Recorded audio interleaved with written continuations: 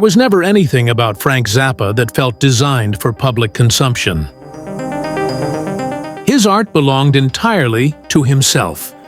If other people happened to enjoy it, that almost felt like an unintended side effect, rather than a goal. To reduce Zappa to a simple contrarian who thrived on negative reactions would miss the point entirely. Yet it is true that he distrusted passive approval more than outright rejection. For Zappa, indifference or blind praise was far more offensive than thoughtful dislike. His music demanded engagement. If a listener gave it serious consideration and concluded it was the worst thing they had ever heard, at least they had participated in the exchange. That, to Zappa, mattered. Despite this reputation, Zappa was never an artist sealed off from accessibility. He was not operating in the same deliberately opaque territory as groups whose very existence felt like a conceptual prank.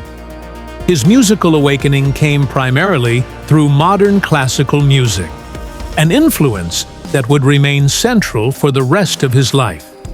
Yet running parallel to that was another, less expected stream of inspiration: pop music. Doo-wop harmonies, rhythm and blues guitar lines, and the raw emotional directness of 1950s singles mattered just as much to Zappa as the formal innovations of 20th century composers. This balance between complexity and immediacy became one of the defining tensions of his work. The clearest evidence of this unlikely relationship with pop emerged during a radio appearance modeled on the familiar desert island format. Asked to choose recordings he would take with him into isolation, Zappa's selections leaned heavily toward classical music. That was no surprise. What did raise eyebrows was the presence of a small number of pop records, songs that had lodged themselves deep in his musical memory during his youth. There were only two, but their influence was profound. One of those records came from Johnny "Guitar" Watson, a musician whose impact on Zappa's development is difficult to overstate. As a teenager, Zappa spent many afternoons eating lunch at a small chili stand near his high school. He became such a regular that the owner allowed him to choose songs for the jukebox. Among his repeated selections was Watson's 1956 recording 3 Hours Past Midnight, a track Zappa would continue to listen to for decades. That record's sharp guitar phrasing, rhythmic confidence, and expressive economy left a permanent mark. Watson's playing demonstrated that intensity did not require excess, and that attitude could be delivered with absolute control. These qualities would later surface repeatedly in Zappa's own guitar work, even when surrounded by dense arrangements and satirical lyrics. The depth of this influence became undeniable in the mid-1970s, when Zappa invited Watson to appear on several of his recordings. For an artist notorious for his exacting standards, this was no small gesture. Zappa rarely allowed collaborators into his musical world unless they met his uncompromising expectations. Inviting Watson was less an act of nostalgia than a public acknowledgement of a foundational influence. Watson's presence also reinforced an essential truth about Zappa's musicianship. Beneath the complex structures and biting humor was a guitarist deeply rooted in rhythm and blues. His experimental instincts never erased that grounding. They were built on top of it. The second pop song on Zappa's list came from an entirely different corner of 1950s music.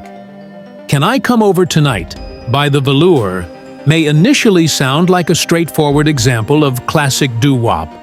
Smooth harmonies, romantic simplicity, and an easy melodic flow give the impression of something disposable. Zappa heard something else entirely. What fascinated him was not the surface charm, but the internal mechanics of the vocal arrangement.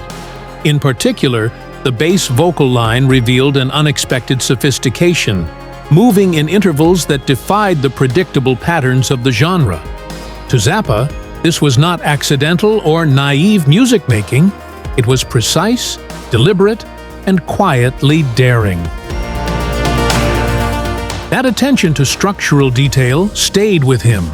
Years later, he would replicate the style and technique of those bass vocals almost exactly in his own work, most notably in material that paid direct homage to the doo-wop tradition. Rather than parodying the genre, Zappa treated it with the same analytical respect he applied to modern classical composition. This approach explains why his doo-wop-inspired projects never felt like jokes. Even when humor was present, the musical construction remained serious, disciplined, and exact.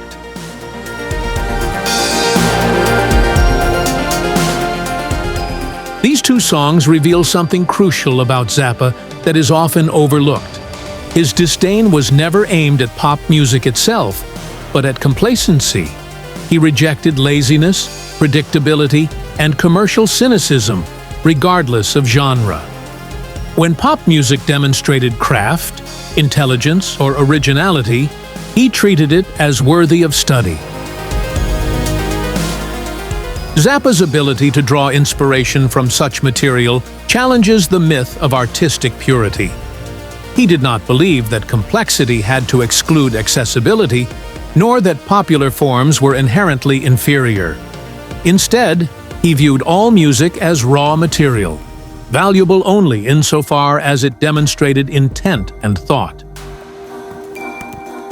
In this sense, his admiration for Watson and the Velours aligns perfectly with his broader philosophy. Both records offered lessons in control, structure, and expressive clarity. They were not distractions from his avant-garde ambitions, but building blocks within them.